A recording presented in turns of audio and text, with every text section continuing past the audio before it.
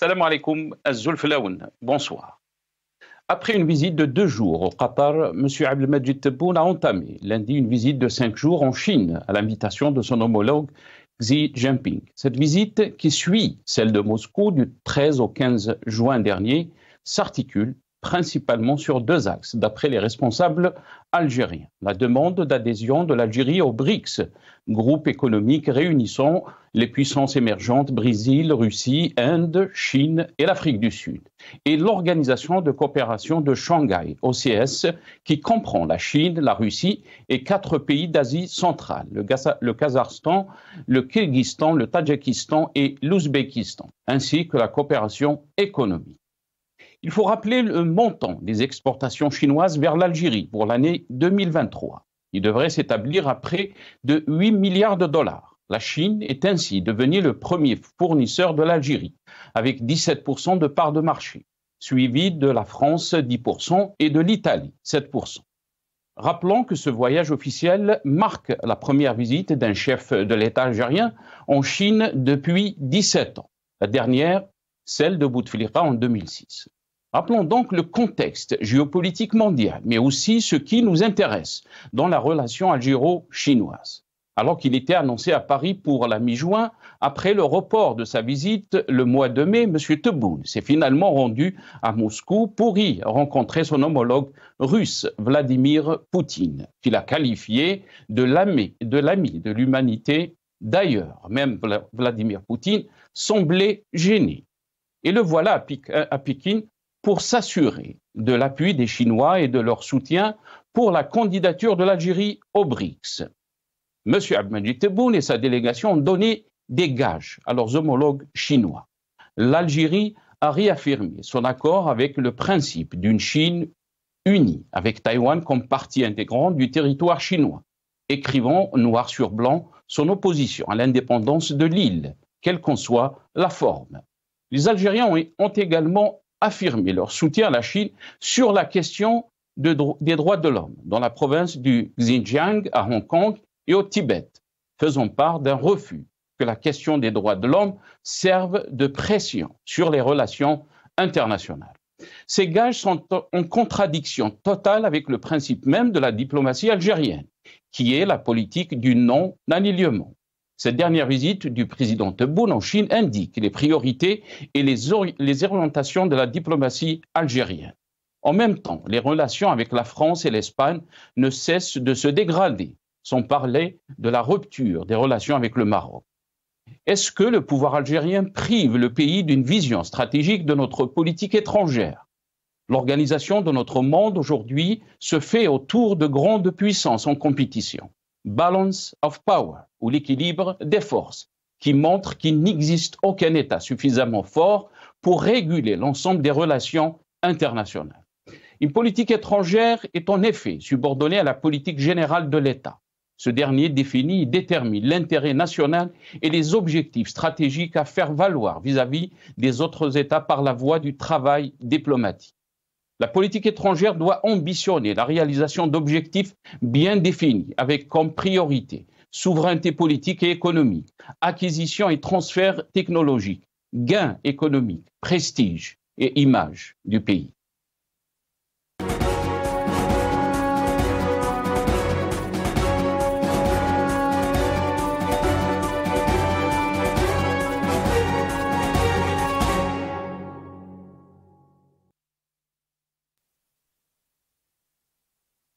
Tebboune, de la Russie à la Chine, l'Algérie choisit son camp.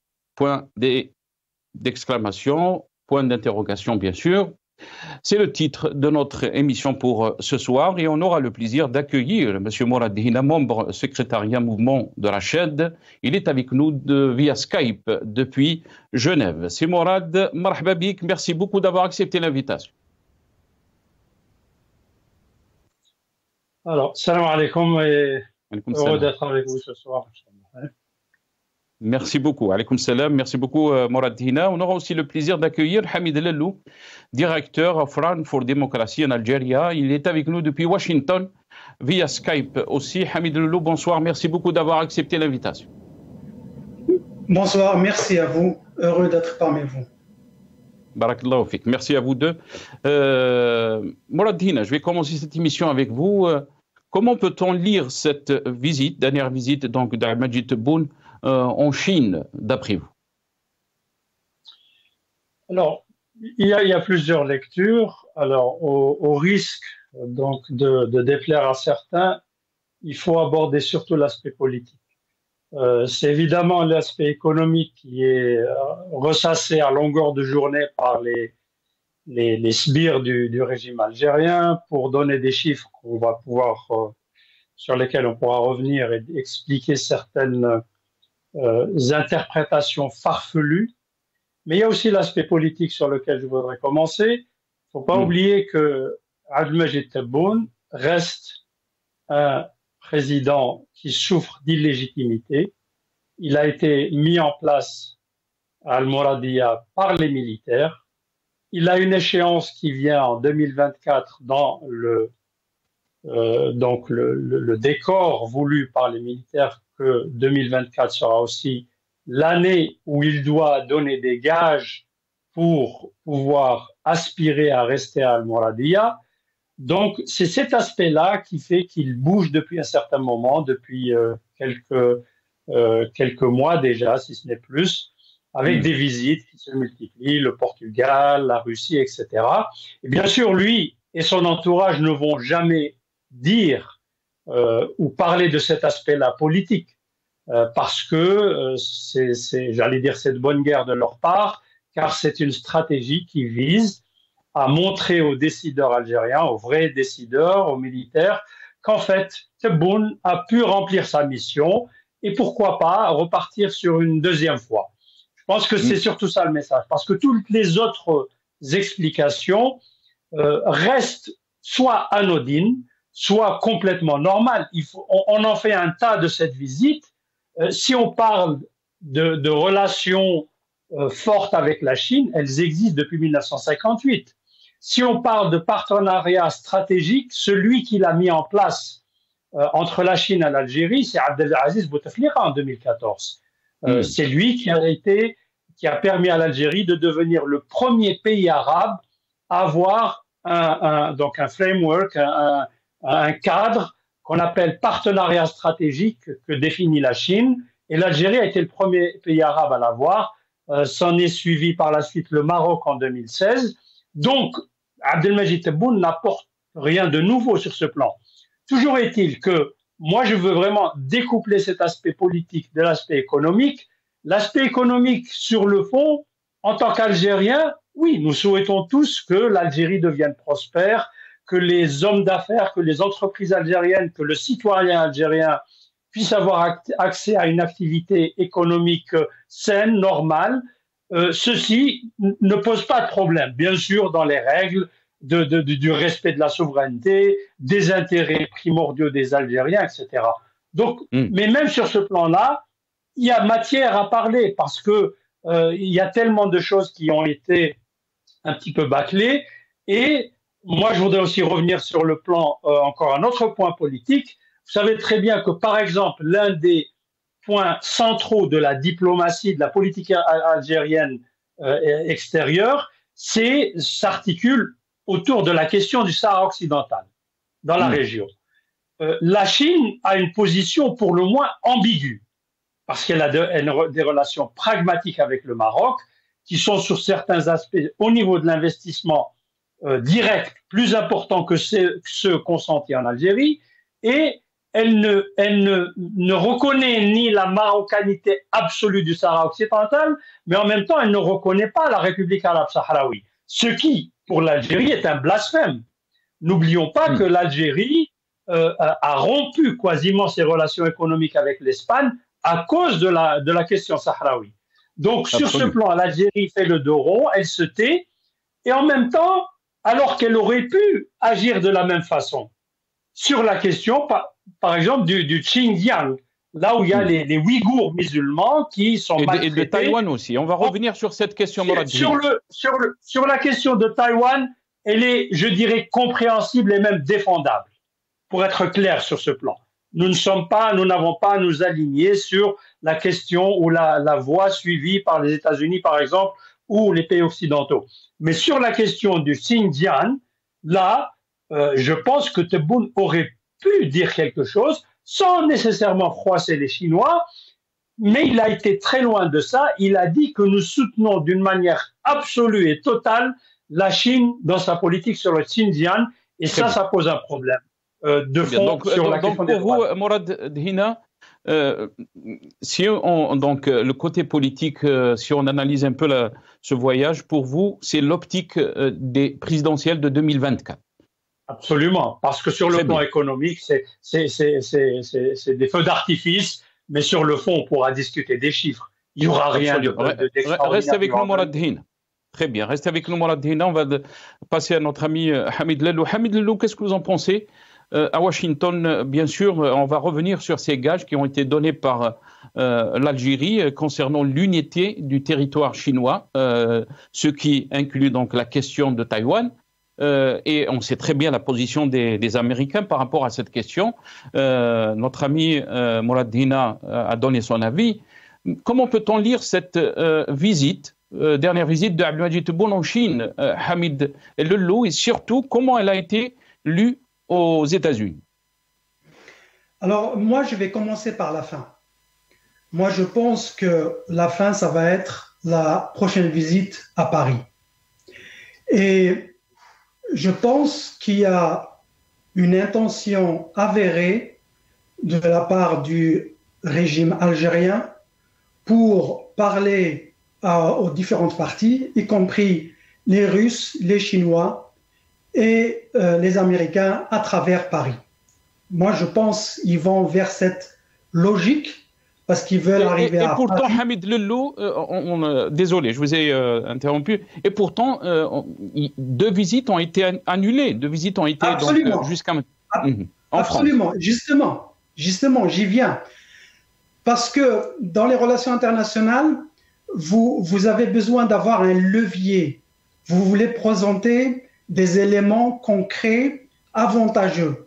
Et le régime algérien voudrait parler à Washington ou bien parler à Paris avec des atouts en disant « voilà, j'ai des atouts russes et des atouts chinois ». C'est pour ça que moi, je conçois cette logique d'aller à Moscou, Pékin, pour finalement atterrir à Paris avec soi-disant une situation beaucoup plus confortable. Pourquoi je dis ça? Parce que je vais faire une sorte d'analyse par triangulation. Et la triangulation, ce n'est pas la triangulation de la superposition des perspectives comme on le fait dans les sciences sociales, mais je vais faire une triangulation géométrique, comme si on faisait un petit peu du GPS. Alors, quand vous voulez naviguer et vous arrivez à la destination Algérie et l'influence que vous voulez avoir sur l'Algérie, je prends les 3 pôles, la Russie, la Chine et les États-Unis. Alors, l'approche chinoise, ce n'est pas le BRICS.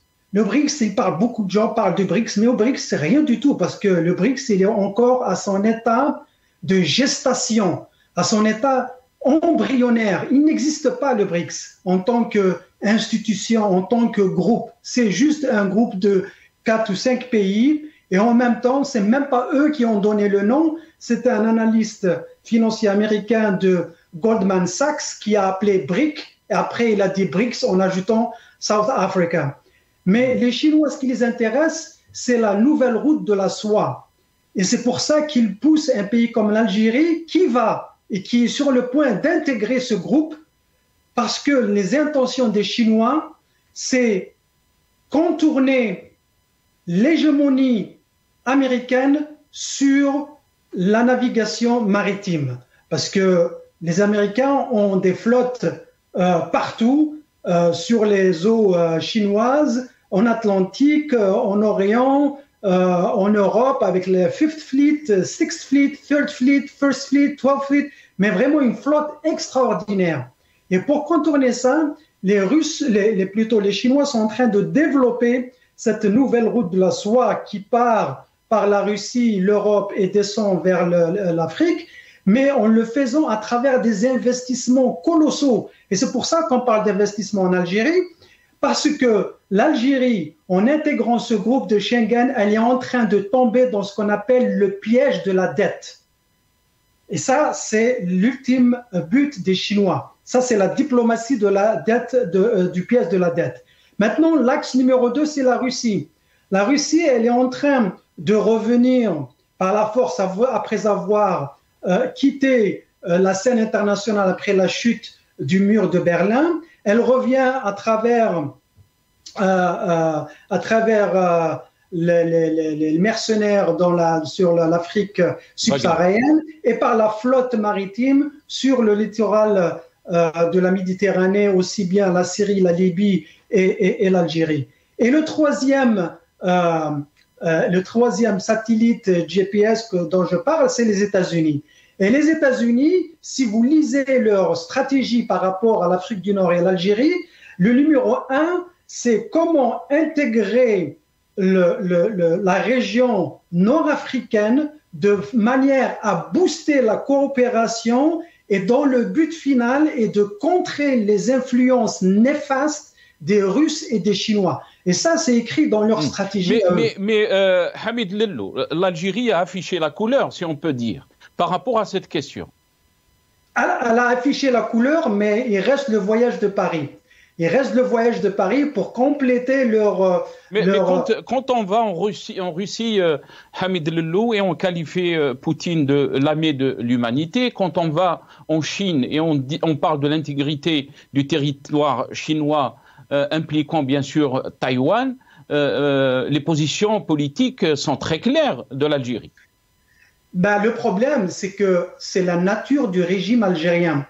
On connaît tous la nature du régime algérien. C'est un régime qui n'est pas monolithique. C'est un régime qui est en conflit avec lui-même. Il y a des groupes d'influence qui ont des allégeances pro-russes, d'autres qui ont des allégeances pro-chinoises et d'autres qui ont des allégeances pro-françaises ou américaines. Maintenant, ce tiraillement qui se passe au niveau du régime algérien se matérialise par ce qui se passe sur le terrain, la visite de Moscou, la visite de Pékin et prochainement la visite de Paris. Maintenant, moi, j'ai bien suivi l'analyse de votre invité, Monsieur Dina. Voilà, j'apprécie son analyse, sauf que je ne suis pas d'accord sur le fait que tout ça se fait pour confirmer la réélection de ce clown national. Je n'ai même pas envie de citer son nom. La réélection ne se fera pas par les urnes, on le sait. Elle va se décider dans les coulisses. C'est ça la décision finale. C'est eux qui vont décider. Est-ce qu'ils vont le remettre sur le tapis ou ils vont mettre quelqu'un d'autre? Certainement, ils vont le remettre sur le tapis. Très bien. Restez avec nous, Hamid Lellou. Vous avez évoqué, bien sûr, la prochaine visite. Pour l'instant, elle n'a pas été annoncée. On parle de septembre en France. Mais beaucoup d'observateurs aussi parlent que cette relation algéro-française, elle connaîtra aussi des crises peut-être plus profondes que ce qu'on a connu jusqu'à maintenant. Morad Hina, vous avez entendu Hamid Lellou, l'analyse de Hamid Lellou. Qu'est-ce que vous en pensez? On va revenir aussi sur d'autres détails. Morad Hina. Alors tout d'abord, je veux juste confirmer ce qu'a dit mon ami Hamid Lellou. Quand je dis Tebboune pense à 2024, il ne pense pas aux urnes, il ne pense pas au peuple. Il pense à ceux qui l'ont intronisé.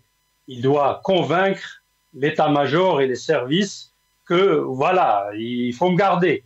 Alors, il faut qu'il fasse quelque chose. Il faut qu'il présente un dossier. Il faut qu'il donne l'impression de faire ce qu'ils veulent de lui qu'il fasse. Personne n'est dupe. Les prochaines élections ne seront pas différentes des précédentes. Alors, sur le fond, bien sûr, oui, il y a tout un scénario. Et le fait d'avoir retardé cette visite en France, en fait, elle exprime quelque chose de très profond. Ce qu'elle exprime, c'est qu'il y a un malaise dans les hautes sphères de la hiérarchie militaire vis-à-vis de Tebboune sur cette question de la visite en France. Alors, autant les visites avec la Russie, le Portugal... Morad Hina, désolé, est-ce que aussi cette relation ou ce malaise rentre dans cette politique ou de l'optique des élections 2024? Ce n'est pas des élections, c'est la reconduction. Vous savez, maintenant, l'élection, il faut bien comprendre, qu'on soit d'accord, on ne parle pas des urnes, des candidats. Est-ce que Tebboune va donner les gages nécessaires et vraiment se prosterner devant ceux qui l'ont mis à cette place pour qu'il lui renouvelle son mandat? C'est ça. Alors le décor, bien sûr, on va nous parler d'élections, comme on a fait en 2019. Donc ça, c'est clair. Alors pourquoi la visite en France est différente, malgré toutes les chamailleries, les querelles, etc., qui sont réelles? Parce que, comme a dit Hamid Lelou, le pouvoir n'est pas un. Il y a des clans pro-français profondément attachés à des intérêts français, d'autres qui sont pro-russes, etc.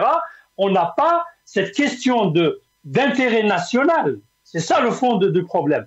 N'est pas décidé par la légitimité populaire en Algérie. La sécurité nationale n'est pas décidée par voie des urnes.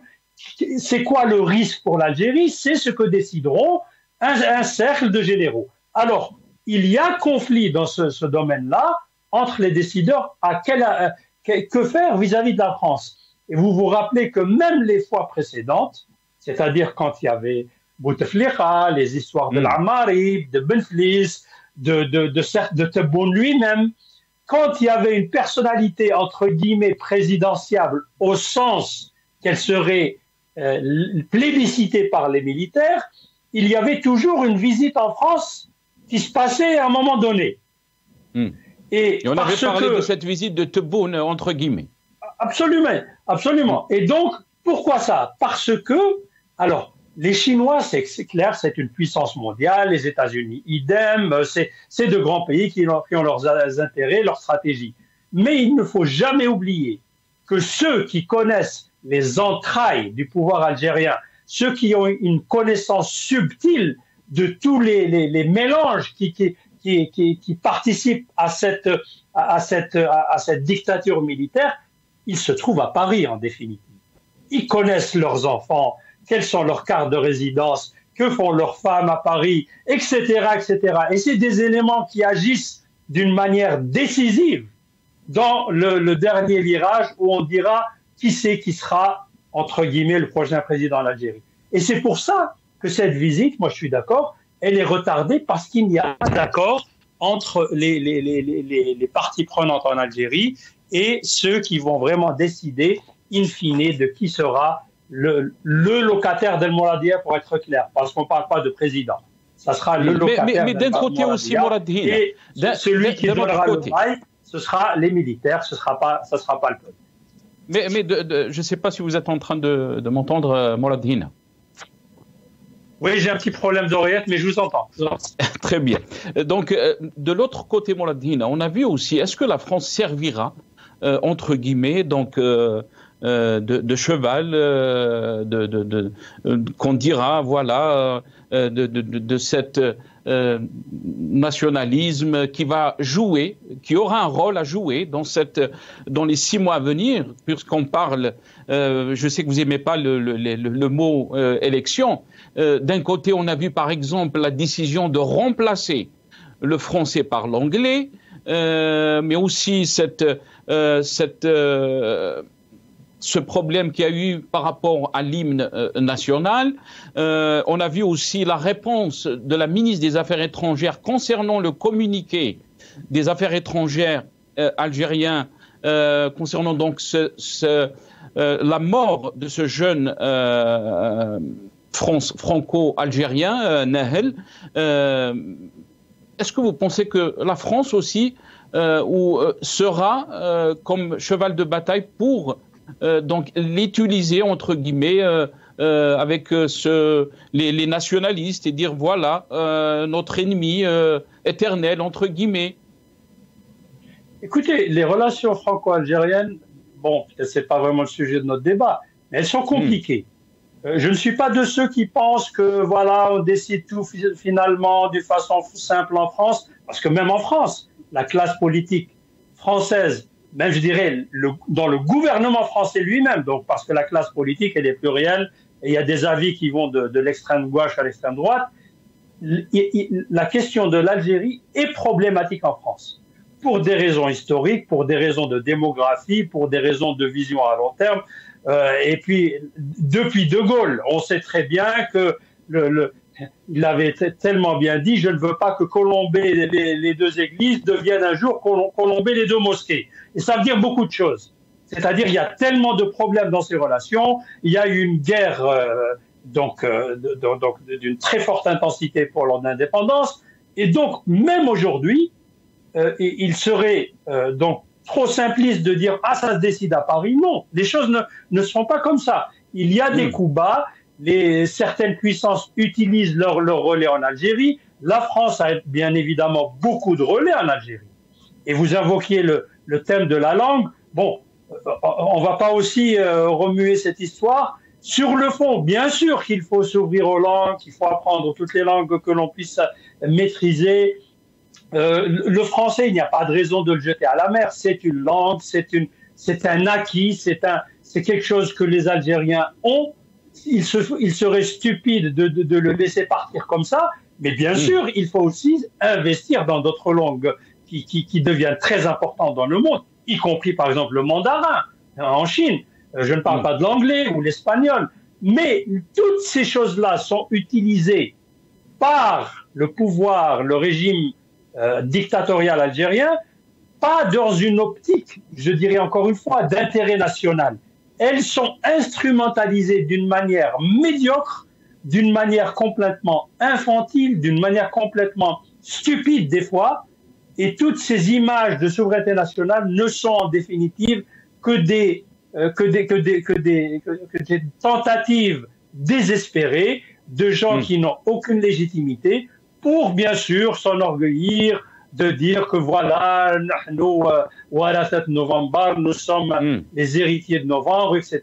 Et la France, alors que tous, je dis bien tous, dans le pouvoir algérien, ne pourront, dans les hautes sphères du pouvoir algérien, ne pourront pas survivre sans un lien fort avec la France. Parce que leurs investissements sont là-bas, leurs enfants étudient là-bas, ils ont tous besoin d'une carte de résidence ou tout au moins d'un visa longue durée en France, ils ont leur compte en banque en France, ils ont des liens familiaux forts en France. Donc tout ça, c'est des choses qui ne riment à rien et qui ne décideront pas en définitive de l'intérêt de l'État ou du peuple algérien, mais bien de la Issaba, c'est tout.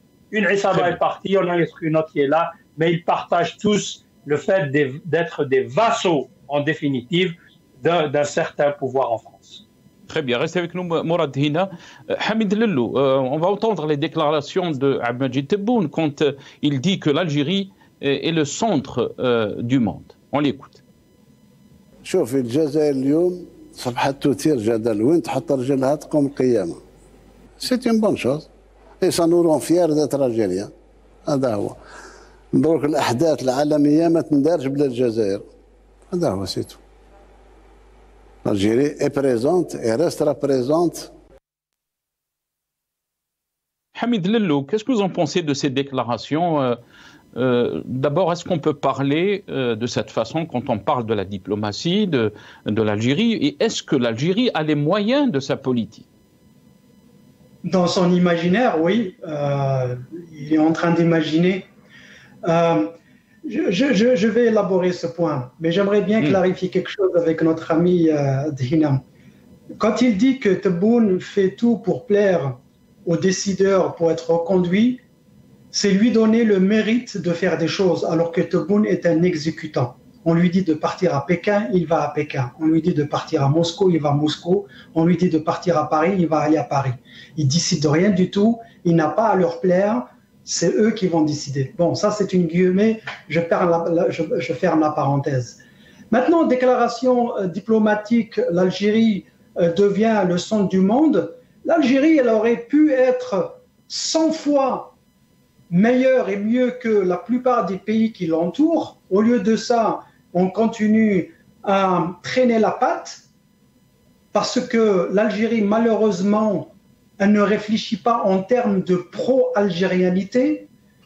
On fait les choses pas pour le bénéfice de l'Algérie, mais on fait les choses en réaction. Je parle du régime. On s'approche des Russes et des Chinois parce qu'on veut contrer l'hégémonie des Américains et des Français. C'est pas ça la diplomatie. La diplomatie, ce sont vos intérêts à vous. Comment vous représentez vos intérêts. Et vous devez plaire à tout le monde. Dans la diplomatie, on n'est pas obligé de se battre avec tout le monde. Fermer les frontières, entourer les frontières avec l'armée. Et c'est ça la diplomatie? Non, c'est pas ça la diplomatie. Donc maintenant, ce que Tebboune et ses acolytes essayent de faire, ils essayent de se cacher derrière la force russe, qui s'est avérée ne pas être une force, parce que, comme vous avez vu hier soir, on a appris que Poutine a peur de partir en Afrique du Sud parce qu'il va être arrêté par la Cour internationale. Donc il va se cacher derrière qui? Derrière les Chinois? Non, il faut être sérieux. Il faut être sérieux. Maintenant, ces déclarations que nous n'avons pas de dette, que nous sommes la puissance internationale, que Rouad Dariba, etc. Il peut dire tout ce qu'il veut parce que il ne peut pas, il y a personne pour le contrer. Et je reviendrai sur un point avant de vous donner le micro. Je pense qu'il y a deux détails qui font que la visite de Paris a été reculée à septembre parce qu'il fallait aller à Moscou et Pékin avant, mais aussi sur certains détails, comment elle va être organisée. Et deux détails sont d'importance capitale. Un, il y a beaucoup, comme notre ami l'avait dit, il y a beaucoup de courants en France qui sont contre. Juste pour préciser, Hamid Lellou, pour vous, donc, cette visite aura lieu au mois de septembre? Je pense qu'elle aura lieu parce que du fait des liens historiques, comme l'a souligné votre invité, du point de vue géographique, du point de vue culturel, du point de vue des populations des deux bords de la Méditerranée. C'est vrai que la France maintenant a été recalée au second plan par rapport à ses liens économiques avec l'Algérie. Maintenant, c'est les Chinois qui prennent le dessus. Mais ceci dit, la France reste un acteur primordial, je dirais, même pour la survie du régime algérien. C'est le président Macron lui-même qui dit qu'il y va, ou plutôt c'est quelqu'un du pouvoir français qui disait il y va de la survie de la République française. La 5e République française est due à l'Algérie. C'est l'Algérie qui fait... Les influences se font dans les deux sens. L'Algérie influence la France influence l'Algérie. On ne peut pas se dissocier. Très bien. On n'a même pas envie de se dissocier de la France. On va écouter Tebboune. Qu'est-ce qu'il dit sur cette question, Hamid Lellou? On l'écoute. مع أوروبا علاقات موجودة وتزيد تتقوى. اليوم فرنسا قوة أوروبية، هي القوة الثانية ولا الأولى في أوروبا. وإحنا كذلك قوة إفريقية. نتفاهموا أنا بوكو ترافاي فير انصامبل. التاريخ يبقى للتاريخ. تجيش اليوم يعني تدخلني في إطار ضيق تاع كذا ما تأشيرة ما تأشيرة، علاقات أخرى بيناتنا. روسيا دولة صديقة وماهوش صديقة ضد واحد. أمريكا دولة صديقة، الصين دولة صديقة، الهند دولة صديقة، أوروبا دول صديقة. هو راه المشكل. تتولي صديق نتاعي غير باش تقول لي لا ما تمشيش عند الآخر، لا مشيت له رانا نولوا عداوة؟ لا، نمشي لروسيا. مراد هنا رانا كاع يعني اصدقاء افيك تو الموند دابري تبون وراه المشكل يعني. Bon, je crois que sur ce plan, Tebboune est dans le burlesque. Hein. Déjà, sa façon, comme on dit, son body language, il exprime, sa façon de parler exprime c'est encore le thème folklorique. Hein. Donc, ces phrases décousues qui ne veulent rien dire.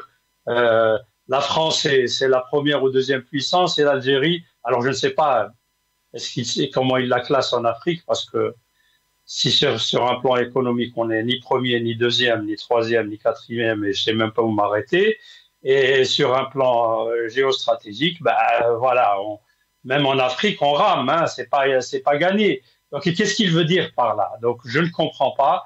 C'est toujours je vais être méchant envers certains médias algériens. C'est un peu tout ceci fait l'affaire des journaux type Shorouk et je ne sais quoi, où on fait des titres qui ne veulent rien dire. Qouwa Dariba, comme a dit notre ami, Dariba تضرب qui déjà? Contre qui? إذا تضرب شعبك, oui. Contre le peuple algérien, ça c'est une réalité. Ça, c'est une réalité. Il y a une répression. On maltraite des Algériens pour 3 fois rien. Alors, sur la façon, je dirais encore, de parler, de s'exprimer de Tebboune, il dit un petit peu du n'importe quoi plusieurs fois. Alors, surtout quand il se met à parler chiffres. Et là, je ne sais pas qui le conseille parce que c'est une catastrophe. C'est une catastrophe. Là encore, il parle de la Chine. Il dit on aura 36 milliards de dollars d'investissement. Donc, sur ces prochaines années. Je pense que Tebboune, encore une fois, il a déjà fait des bourdes énormes avant. Hein. Donc, on se rappelle du vieillard qui a retiré des dizaines de milliers de milliards de centimes des postes algériennes qui se sont vidées. Une famille qui avait presque l'équivalent de 35 milliards de dollars. Donc, Tebboune a un problème avec les chiffres. Et là, encore une fois, Tebboune ne fait pas la différence entre les achats, ce qu'on va commander, et les investissements. C'est deux choses différentes. C'est deux choses différentes. À ce jour, le premier pays investisseur en Algérie, ce n'est ni la Chine ni la France, c'est les États-Unis, pour des raisons que l'on connaît. C'est le domaine des hydrocarbures. Donc, la Chine n'investit très peu. Elle a vendu beaucoup, et ce que disait tout à l'heure Hamidou, il a exactement raison de le préciser, les Chinois ne jouent pas avec les sous.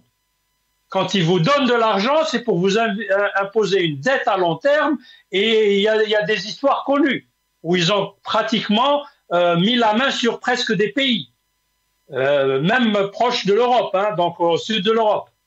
Donc, ils ne vont pas investir comme ça. L'économie algérienne ne peut pas absorber des investissements directs parce qu'elle ne fonctionne pas.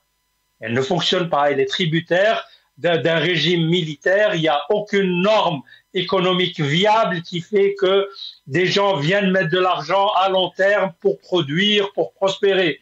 C'est une économie de bazar, de rachwa, de s'associer à tel général, d'acheter de la quincaillerie et la revendre tout de suite parce qu'on ne peut pas calculer à long terme. C'est ça. Et encore une fois, on voit que la Chine, oui, la Chine a profité de l'Algérie. Elle a fait l'autoroute Est-Ouest, elle a fait même la grande mosquée d'Alger, elle a fait. Et maintenant, on nous miroite que non, cette fois, il y aura de grands investissements dans le fer, Rarajbilat, ou un grand port près d'Alger. Oui, mais ça, c'est encore à voir. Ça sera surtout l'Algérie qui va payer. Alors, pourquoi pas? Mais ne mentons pas aux Algériens. Ne disons pas aux Algériens qu'il va y avoir 36 milliards d'argent frais qui seront investis par les Chinois pour les beaux yeux de Tebboune. Ça c'est du n'importe quoi. Voilà. Un président qui rend compte à son peuple ne peut pas dire ça. Un président qui fait du cirque et du folklore pour les gros titres de Shorouk et j'en passe, oui, il peut le dire. Mais sur un plan économique, c'est du n'importe quoi. On parle même de programme spatial entre la Chine et l'Algérie. Oui, c'est énorme, l'Algérie. Voilà, donc c'est des choses, on ne sait pas si on doit en rigoler ou en pleurer, mais toujours est-il qu'on a toujours ce folklore Tebboune. Et moi, si j'ai un conseil à lui donner sur un plan humain, Madavik ne mentionne plus de chiffres. Il a un problème avec les chiffres, ce monsieur. À chaque fois qu'il cite un chiffre, c'est une catastrophe. Il ne sait pas ce que c'est que... Ils ont avancé ce chiffre de 36 milliards de dollars, Morad Dhin, donc d'investissement direct des Chinois. Et ça c'est pas vrai. C'est pas vrai. C'est pas vrai. N'importe quelle économie sensée. Vous savez combien est-ce qu'en 2022-2023, la Chine investit en Algérie? C'est un demi-milliard de dollars. Un demi-milliard. Alors, ils vont multiplier ça par 70, 70 fois. Pourquoi? Pour les beaux yeux de Tebboune. Ils ont autre chose à faire. Très bien. Et les Chinois, je le répète, ne sont pas des naïfs en sous. Hein. Ils comptent très bien leurs sous et quand ils vous donnent un sou, vous allez le payer à terme. Très bien. Ça c'est les gens qui font du business. C'est pour ça qu'ils ont... Absolument. Restez avec nous. Hamid Lello, est-ce que vous pensez que cette politique ou cette diplomatie qu'on est en train de voir sous Tebboune Chengueriha, le duo Tebboune Chengueriha, non seulement elle inquiète au niveau international, mais aussi expose notre pays? Expose notre pays et notre pays est déjà exposé depuis longtemps. La différence, par exemple, en parlant de ce comportement burlesque, la visite de la Russie, il a fait des déclarations farfelues. Et ils ont rectifié le tir parce que si vous allez revisionner la vidéo, on ne l'a pas laissé parler, il a lu les déclarations. Quand il s'est à la rencontre de Pékin, parce qu'ils se sont rendus compte que sans la feuille, il dit n'importe quoi. De deux, on parlait d'investissement, ce n'est pas des investissements. Les Chinois ne font pas d'investissement. Les Chinois font des prêts. C'est pour ça que je l'appelle la diplomatie du piège des dettes. Et vous intégrez le groupe de Shanghai, par exemple, et vous devenez partenaire privilégié, contrairement à ce qu'on pense, ce n'est pas une bonne chose. Pour les Chinois, vous devenez partenaire privilégié quand vous devenez un client non solvable. Quand vous êtes client non solvable, ça veut dire que vous ne pouvez pas rembourser vos dettes et par conséquent, les Chinois vont gérer ces infrastructures de manière directe. Alors, notre ami Dina a mentionné l'Europe. Au fait, il y a le port de la Grèce, Piraeus, qui est géré 100% par les Chinois parce que les Grecs n'ont pas pu rembourser la dette. Ils gèrent même le port de Dunkerque et du Havre à peu près à 5%, c'est chinois, parce que c'est ça qui les intéresse. Ils veulent, comme j'ai dit, ils veulent créer cette nouvelle route de la soie. Ils gèrent le port pakistanais à 50%, ils gèrent la voie ferrée au Kenya à 100%, ils ont des infrastructures, le port de Djibouti à 100%. Donc, vous voyez, c'est ça qu'ils font. Donc, ils prêtent l'argent en espérant que vous ne pouvez pas rembourser. Et après, ils vont s'émisser dans la gestion directe de votre infrastructure et du coup, ça touche à votre souveraineté nationale. Et c'est ça la politique chinoise. Moi, je ne dis pas ça pour défendre l'approche américaine ou française. Ils font la même chose. Hein. Le FMI et la Banque mondiale, ils font la même chose avec le rééchelonnement de la dette, etc., etc. Mais les Chinois, au moins c'est clair, pour eux, ils veulent changer la manière dont les politiques sont faites et ils le font à partir de pression économique à travers ces dettes plutôt que des investissements. Maintenant, ce tandem dont vous parlez, moi, je vais peut-être vous surprendre, même Chengueriha, c'est Khadra Fougacha, hein, c'est la même chose. Que ce soit Chengueriha, Tebboune et tous ceux qu'on voit, c'est les services algériens, c'est même pas l'armée. L'armée même, moi, je suis pas d'accord avec cette formule que le régime algérien, c'est un régime militaire. C'est pas l'armée, c'est les services. C'est les services, d'ailleurs, qui surveillent aussi bien les civils que les militaires. Les militaires, ils sont surveillés, hein. Ils ont peur même de leur propre ombre.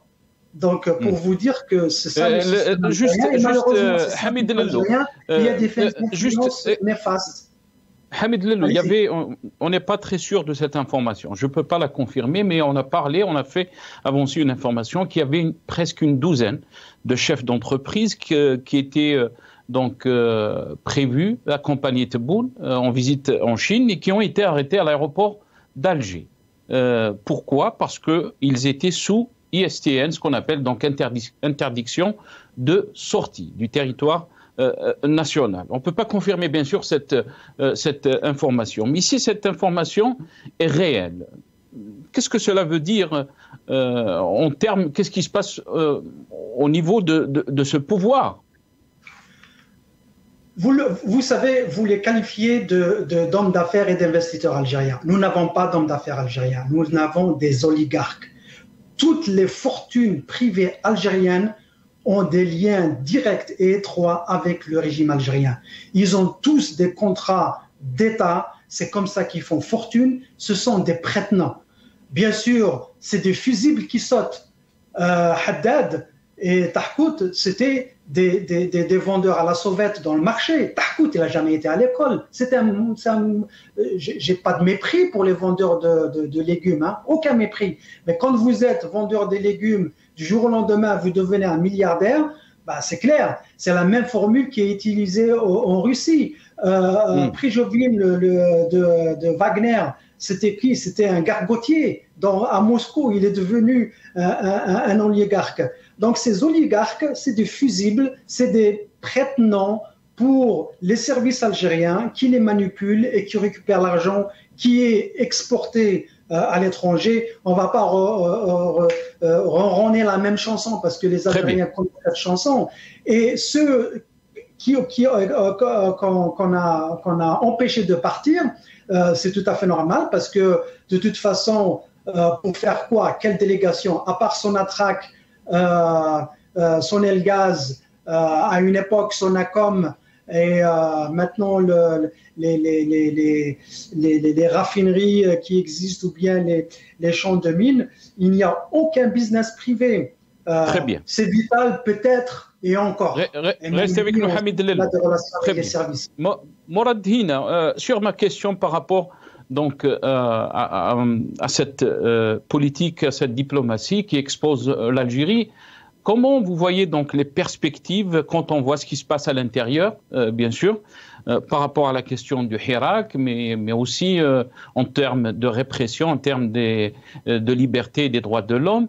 Est-ce que vous pensez que l'Algérie est aussi exposée à l'extérieur quand on analyse cette diplomatie qui est une diplomatie, on peut dire, qui n'est pas dans la coutume de la diplomatie algérienne, du non-alignement?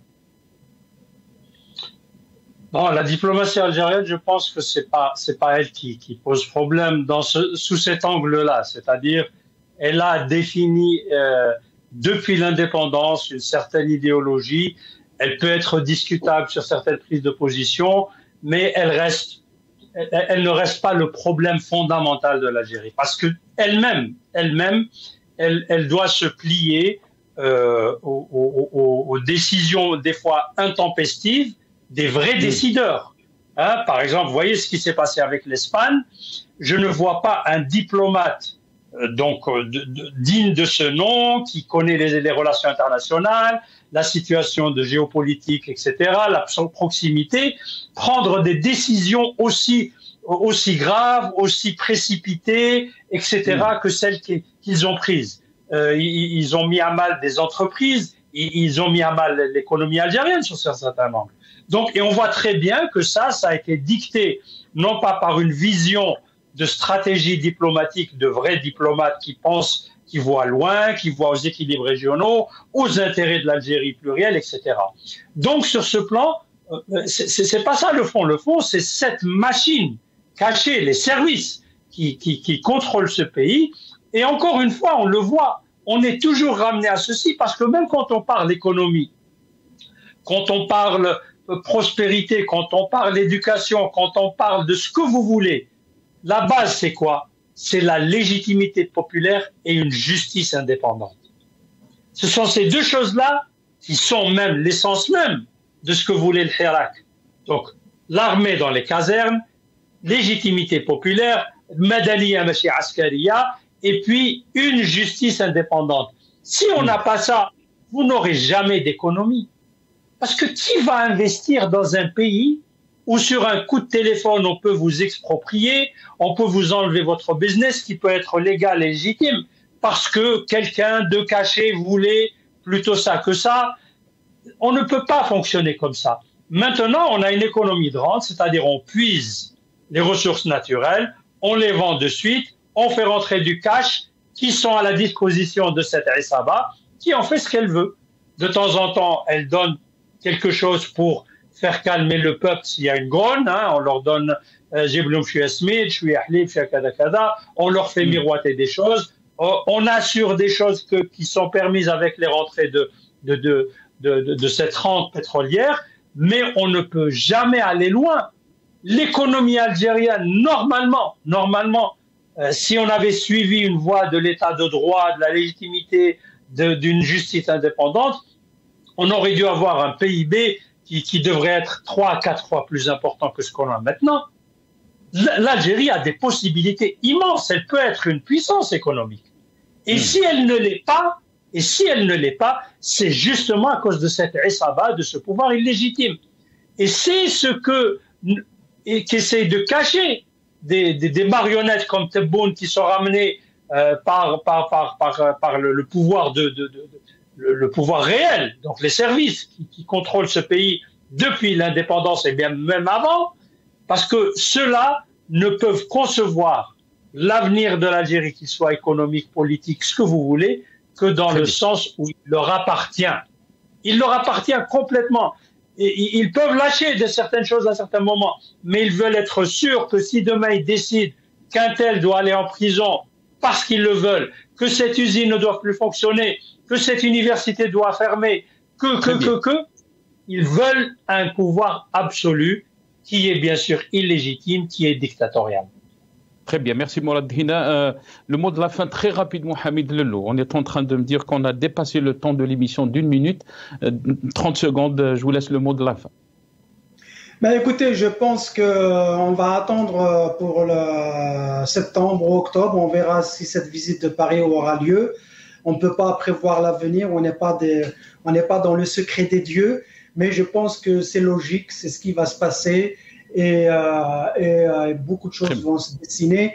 Mais en fin de compte, le changement en Algérie, indépendamment de toutes les turbulences au niveau international, au niveau régional, ça dépendra du peuple algérien, c'est lui qui décidera. Merci. J'ai toujours pensé qu'il faut que les choses soient organisées au niveau de l'opposition pour aller de l'avant et se libérer, avoir enfin l'indépendance tant espérée.